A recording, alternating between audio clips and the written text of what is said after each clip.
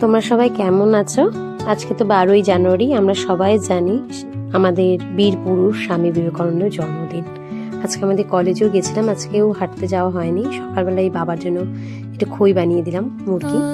তো তারপরে কাজকর্ম করে স্নানটা করে নিয়েছিলাম। সোমবার পুজো থাকে।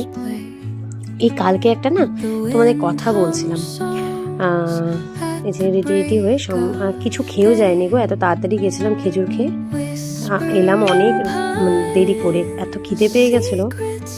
তো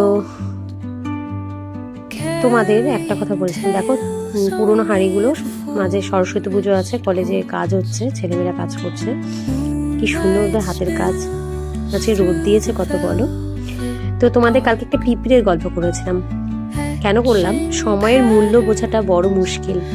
আমরা সব সময় না অপাত্রে দান করি, কে তোমার মূল্যটা দিচ্ছে কি না দিচ্ছে। তুমি আমাদেরও একটা সময় গেছে যে আমরা কাউকে নিয়ে ভাবছি, কিন্তু সে আদৌ তোমাকে নিয়ে ভাবছে না, তাই না?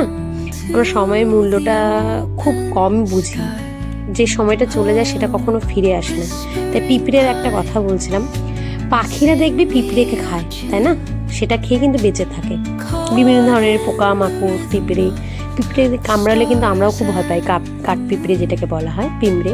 আমাদের বোলপুরে জানো, বীরভূমের ভাষায় বলতো পিঁমড়ে। কিন্তু দেখবে একটা পাখি যদি মরে যায়, ওই পিঁপড়েগুলোই কিন্তু পাখিটাকে খেয়ে নেয়, তাই না?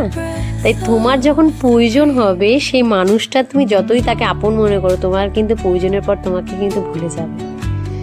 হ্যাঁ, বা আমাদের যদি স্বার্থে আঘাত লাগে, হ্যাঁ, তখন কিন্তু তাকে নিয়ে আমরা অনেক গসিপ করে দিই। দেখবে একটা গাছ থেকে লক্ষাধিক কিন্তু তোমার, আচ্ছা শীতের সময় এরকম, তার মাঝে একটা কথা বলি, লেপ তো বেঁধে কারা পড়াশোনা করো বলো তো? আমি কিন্তু করি, এটা ছোটোবেলা থেকে একটা অভ্যাস আমার। তো একটা গাছ থেকে দেখবে লক্ষাধিক কিন্তু কাঠি বেরোয়, তাই না? আমরা দেখবে আগুন জ্বালাতে প্রচুর কাঠ লাগে, একটা কিন্তু দেশলাই কাঠি। তাই আজ হয়তো তুমি অনেক শক্তিশালী, কিন্তু তোমার পরেও কেউ যদি শক্তিশালী হয়ে থাকে, তুমি কিন্তু জানবে না। তাই একটা কাঠি যথেষ্ট লাগে একটা আগুন ধরানোর জন্য, তাই না? দেশলাই কাঠি। তাই সময় তোমার থেকেও অনেক শক্তিশালী, তাই সময়ের মূল্য দাও।